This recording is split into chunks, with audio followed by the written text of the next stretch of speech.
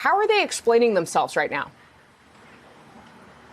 That's right, Casey. The consensus seems to be that Operation Warp Speed is an appropriate label and moniker for the development of these vaccines and getting them approved, but it certainly does not apply, at least at the moment, to the distribution process, which we have known for months was going to be a challenge. And the lack of a federal distribution plan is what has made many local health officials raise alarm bells, saying it's great that you can say something like today, General Gustav Perna from Operation Warp Speed said 14 million doses have been distributed, but local health officials can't actually say, tell, or know how many people have been vaccinated. The latest update from the CDC data tracker that, again, comes from a federal government agency is that only 2.1 million Americans have actually received that first dose of a coronavirus vaccine. That is well short of what their own Trump administration goal had been for December, which was 20 million people,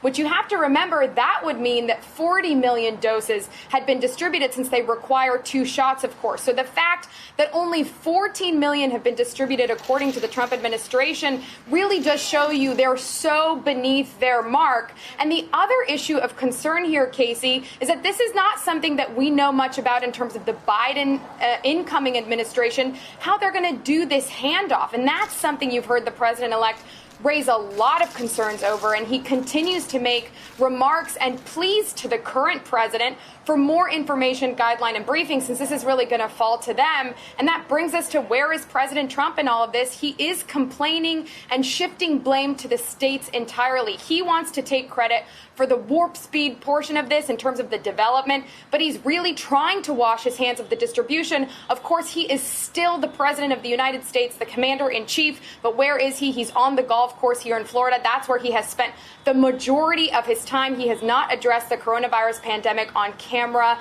in a matter of weeks, and certainly not nothing on his public schedule today. No plans for him to have that for the rest of the week either, Casey. Hello, YouTubers. If you're watching this, it means you've checked out our channel, so thank you. Now do me a favor, subscribe by clicking on that button down there. Click on any of the videos to watch the latest interviews and highlights from MTP Daily and MSNBC. You can get more Beat the Press content every morning in the First Read newsletter. If you're tired of content that you don't know anything about where it came from, you don't have to have that problem with us. NBC News, MSNBC, MTP, and the Meet the Press mindset right here for you on YouTube. Subscribe now.